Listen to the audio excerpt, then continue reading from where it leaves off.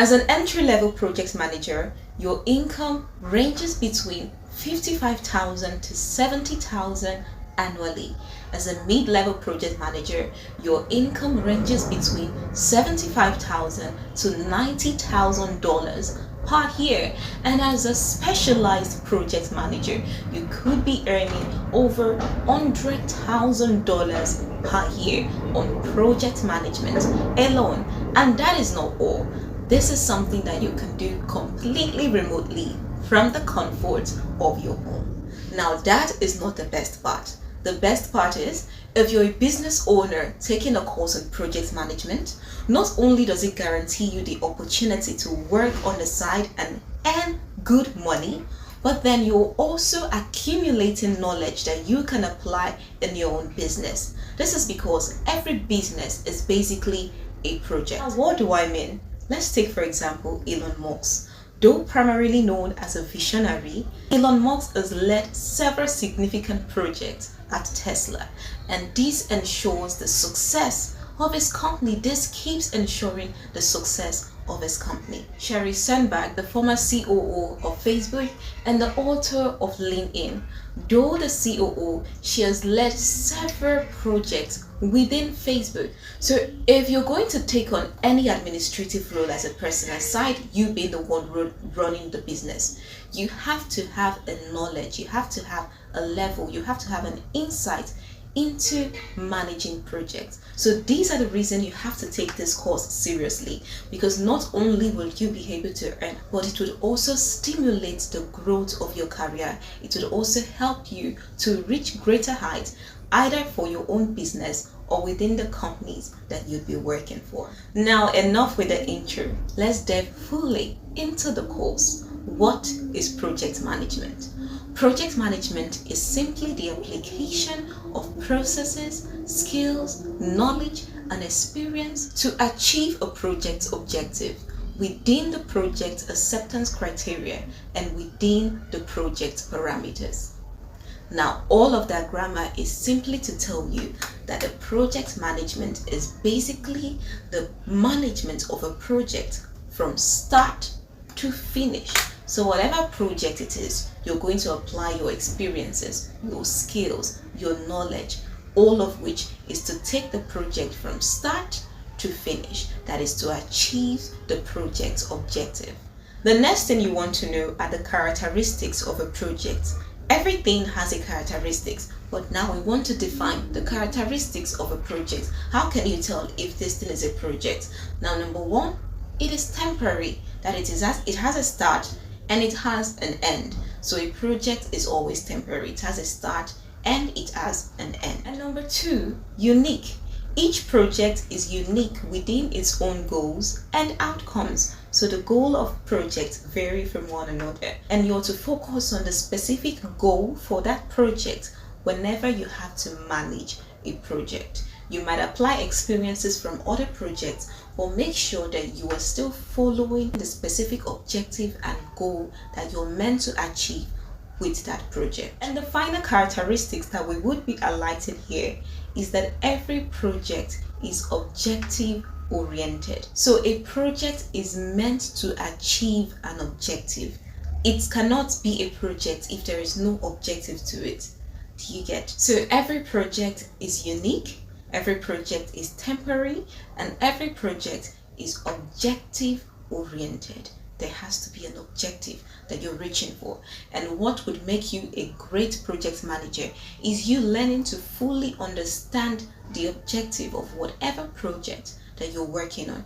You want to make sure you understand the objective of that project properly if you're going to be able to take that project from start to finish.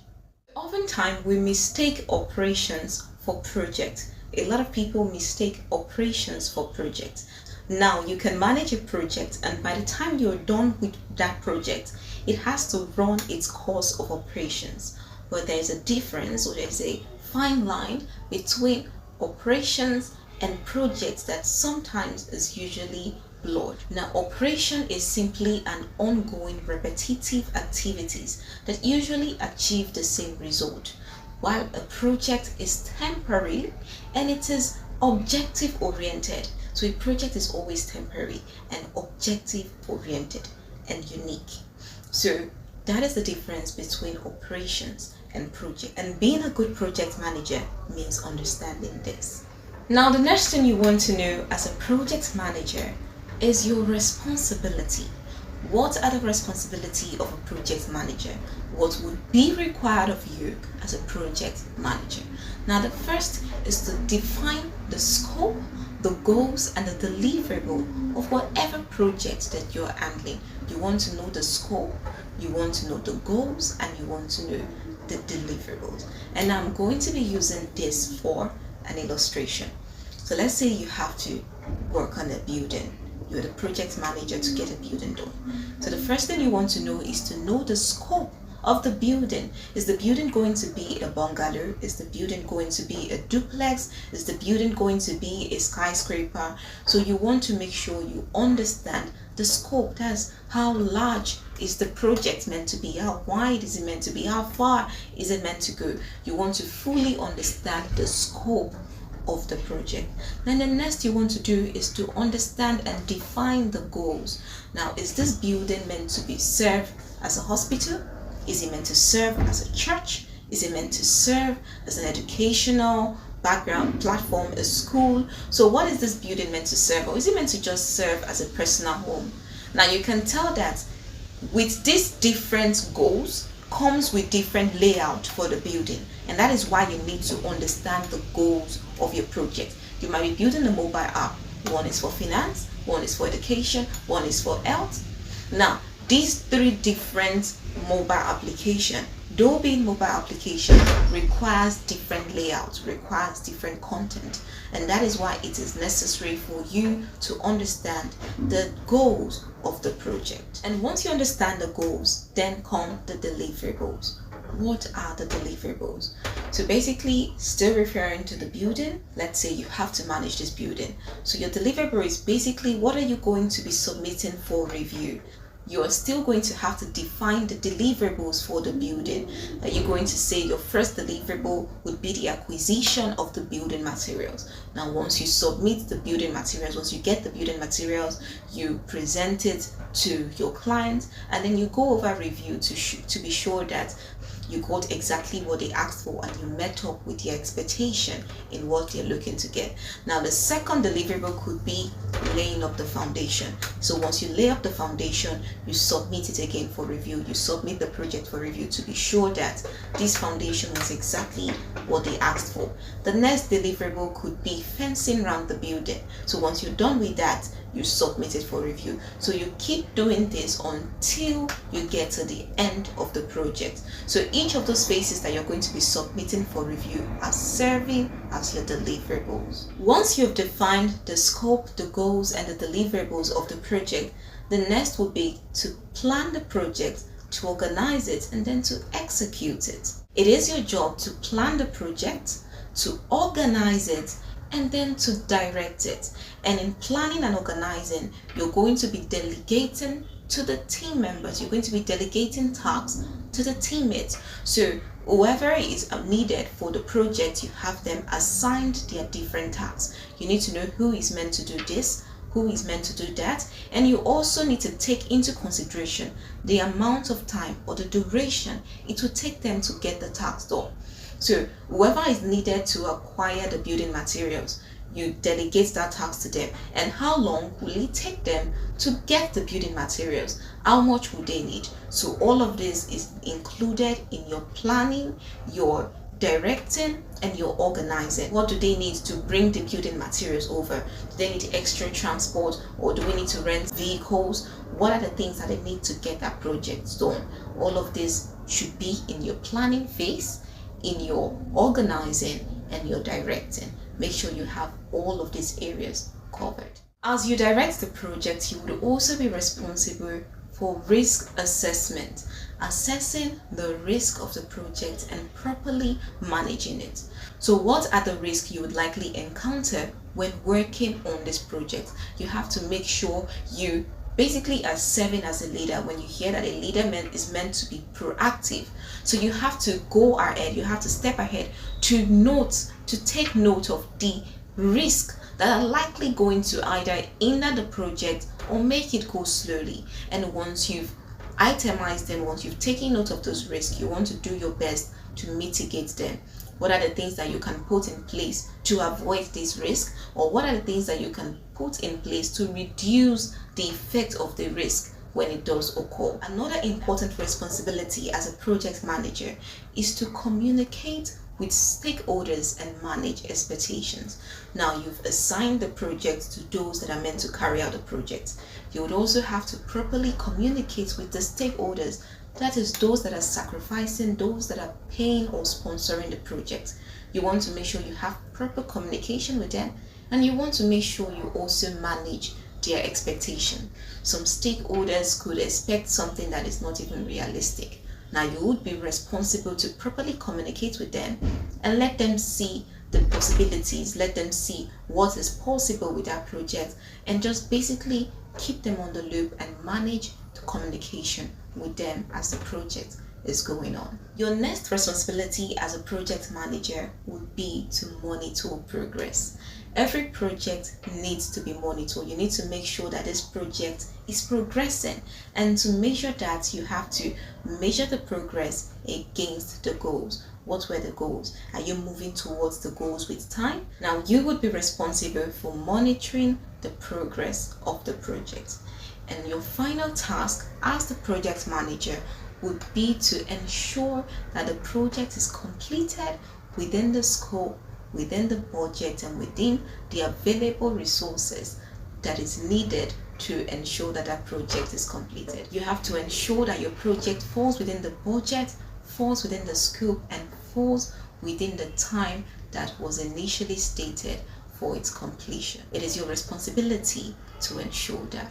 Now that you've properly understood your responsibility, we would go into the skills. What are the skills that are required for a project manager? What are the skills that will help you to meet up with this responsibility? One of them is leadership. Leadership is very essential because you're going to be managing people. You're going to be managing a team. You need to cultivate the traits of a leader. You need to be able to listen. You need to be able to communicate properly. Communication is skill. Another skill you will need is negotiation. You will not only be negotiating price, you would also be negotiating time. You will be negotiating with people. So you have to learn how to properly negotiate to get the best bid possible. Another skill you'll be requiring is time management. Time management is essential as a project manager. Problem solving. You can't be going to your stakeholders with problems.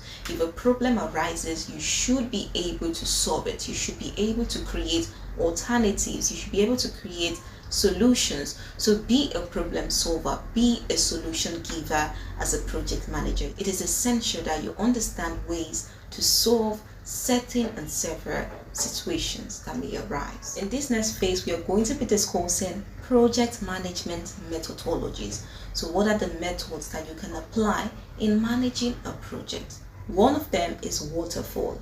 And the reason it's called waterfall because it is meant to follow a sequential flow. So in managing a project by waterfall, you're going to be taking the project from one level to the next. So you don't move on to the next level until the first is completed. So that is why it is called waterfall. You're basically following a linear projection, moving from one phase to the next.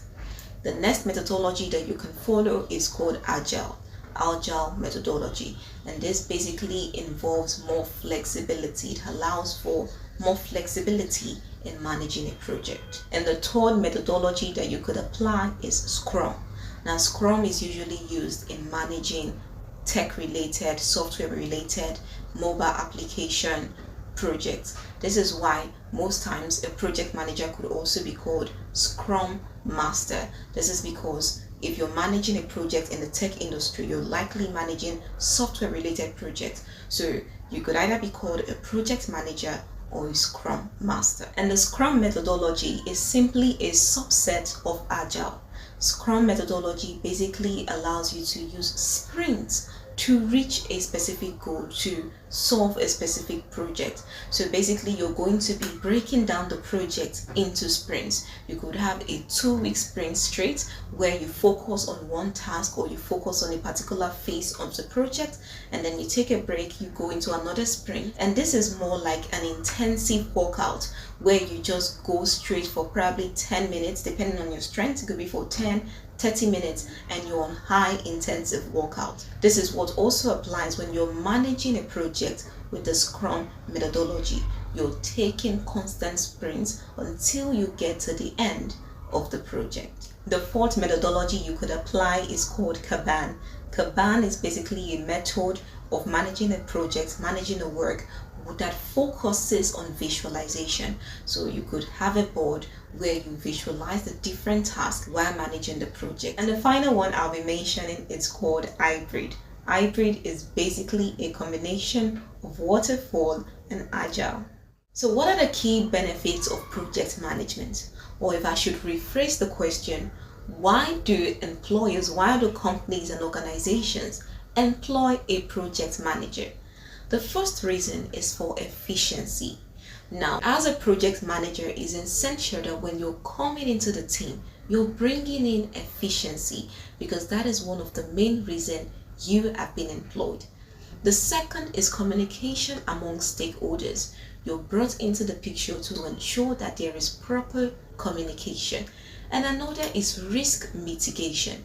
You want to ensure that you're coming in and you're helping to properly mitigate the risk, because that is basically the reason you're being employed, to mitigate the risks surrounding the project, to ensure that it is seen to completion. And finally, resource management. You're brought into the picture to properly manage the resources to ensure it is enough for the project. So as a project manager, you want to come in bringing in your big guns to ensure that you are worth your money. So the next topic we are going to be discussing is called the project life cycle.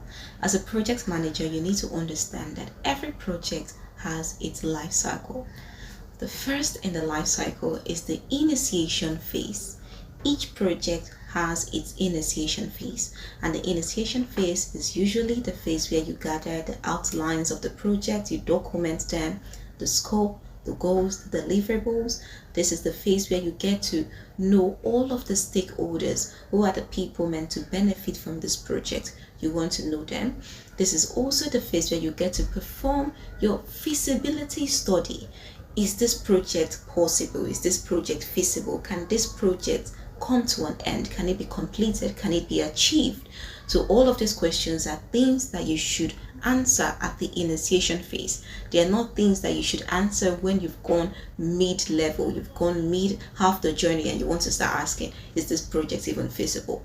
Those are the questions you answer at the initiation phase. The next phase of the project is the planning phase. The planning phase is where you get to properly plan your project by planning your resources, checking for risk assessment, itemizing the outlines based on the deliverables. You want to ensure that your project is properly planned for. Once your project is fully planned, you then move into the execution phase. The execution phase is where you get to assign tasks to the team members, and you want to ensure team collaboration and quality control. This is the phase where you have to make sure that the quality of the project is met, not where at the end of the project before you start checking, is the quality okay? While the project is being executed in the execution phase, you make sure to ensure quality control, ensure it meets the required standard that was itemized during the planning phase. And as execution is going on, you move to the next phase, which is called monitoring and controlling phase. This is the phase where you get to monitor the progress, you get to check for risk assessment, risk mitigation, basically ensuring that you monitor the project, track the progress as the project goes on. You want to make sure it is progressive. You're not just wasting or spending time on nothing. The project is actually moving forward. And as the project moves forward, you then come to the final stage, which is called the closing phase. Basically, this is where you get to handle over the final deliverables of the project. You do your final work of reassessing, making sure that the project is completed. You get to review the project with the stakeholders, with your clients, to make sure that you've met with their expectation. And this brings you to the end of your project. Now we're going to discuss some of the benefits of being a project manager. Aside the money that comes with project management, another benefit of being a project manager is that you have tools, several tools that are available to your use that helps you to manage these projects. So you do not have to do it alone. And this is why oftentimes you see just one project manager is enough to get a project managed. Why? Because you have tools, several tools at your disposal that have been made available to help you manage this project. Now, the first and the main tool you're going to work with is your project management tools, your project management software. These are tools that helps you to properly manage your project. They offer you several features that allows you to assign tasks, that allows you to create timelines, and also to manage resources. Examples of this includes your Microsoft project, your Jira, your Trello, your Asana. So all of these tools have been made in store for you to help you properly manage your project so you do not have to stress yourself.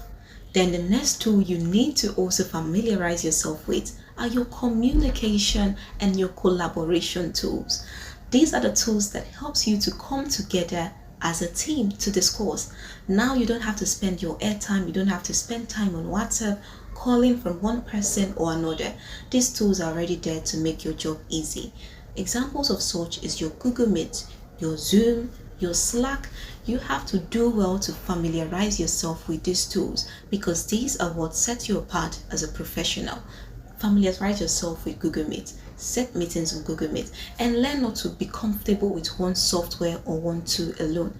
Play with different tools. If you're using Slack today, tomorrow you could have your meeting on Google Meet. Another time you could just learn to have your meeting on a different platform. Learn to not limit yourself to one specific platform.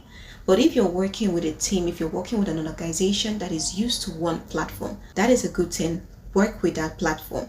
But also on your leisure time, go ahead to discover other platforms. You could even suggest a platform or a tool that could help their work easier. Probably if you're having issues with that specific platform, you would have more tools in your head, off your hand, to just suggest, and that would be a credit on you. So learn to familiarize yourself with different tools. It is essential as a project manager. You being a project manager, not knowing how to operate your tools is similar to a doctor not knowing his tools or how to operate them. How would you feel if a doctor was to check you and it couldn't even operate a stethoscope? You would be scared. You would probably want a change of doctor, or you would definitely want a change of doctor. So you as a project manager, familiarize yourself with your tools, especially your project management tools and your communication and collaboration tools. Another tool you need to be aware of is your time management tools. There are tools that help you to manage time, and there are tools that also help to manage time with productivity. They help to measure your time against your productivity. Such includes Toggle and Time Doctor. Time Doctor would not only help you to manage your time or to assess and measure your time, it would help you to also measure productivity. So these are tools that you should also learn to familiarize yourself with. As a project manager, another tool you should familiarize yourself with is your risk management tool. Remember how essential your risk management is, so you want to ensure that you fully understand the risks that are likely to occur in a specific project. And what tool would help you do that? These are your risk management tool. An example of this tool is your risky project. Your risky project would help you analyze the specific risks that a project is likely to occur. Another is your active risk manager.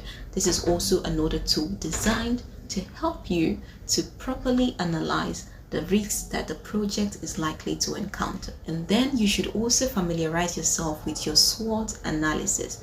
It is used to help you to analyze the potential risk or opportunities for the project. Now that you've understood the basics of project management, it is essential that you know how to prosper, how to be successful as a project manager. If you're just starting out your career, after taking your courses, the first thing you want to do is to look for opportunities for volunteering. Look for opportunities to volunteer yourself. So if you see a startup doing a specific thing, or you just find a group of people working on something, offer yourself up that you're here and you're available to manage the project for them, as long as they make you a part of the team. So all they have to do is to make you a part of the team, and you would be willing to offer your service for free. So this would give you the opportunity to grow. It would give you the opportunity to get real life experiences in practicing the things that you've learned. So managing a project, while managing your project, you would also be able to build your portfolio. If you watch my videos frequently, you would notice that I always emphasize on the need to build a portfolio. And the reason I emphasize on this is because when the right opportunity that you've been waiting for finally meets you, if you do not have a portfolio to present, give me one good reason why they should employ you. They are going to employ you based on what you can offer. And for them to be able to measure what you can offer, it is not by the amount of questions that you can answer. It is by the amount of projects that you've worked on, because they want to be sure that they can commit their project to you. So you building a portfolio is you showing them proof of a previous track record. So guys, we are here at the end of this video. I want to believe that you understood everything I said. Today we talked about the basics of project management, and if you follow through with the video, you would have enough knowledge in project management to get started, to get that volunteering experience, to start building your career, your portfolio in project management. And I can assure you that in no time you would be one of those top earners as a project manager, because a project manager is not only a high income skill, but it is also an on-demand skill. It is a skill that is demanded right now. Why? Because a lot of people are trying to build one project or another. A lot of companies are moving from on-site to remote. So there's a lot going on in life right now. There's a lot of opportunities out there. I know that things can be difficult. I know that things are quite difficult, but I assure you that there are still enough opportunities out there to be earnest and learning the skill and operating it properly. Not just saying you're a project manager, but actually learning, taking the necessary step to learn to be the best you can be, would open you up for these opportunities, and would also help you to be ready once you meet the right opportunities. So take this course seriously, take your learning seriously, and do well to practice all that you've been taught. And I cannot wait to see you in my next video, and I look forward to doing a follow-up video very soon to go more advanced in this project management skill. I love you, and I would see you in my next video. Bye bye.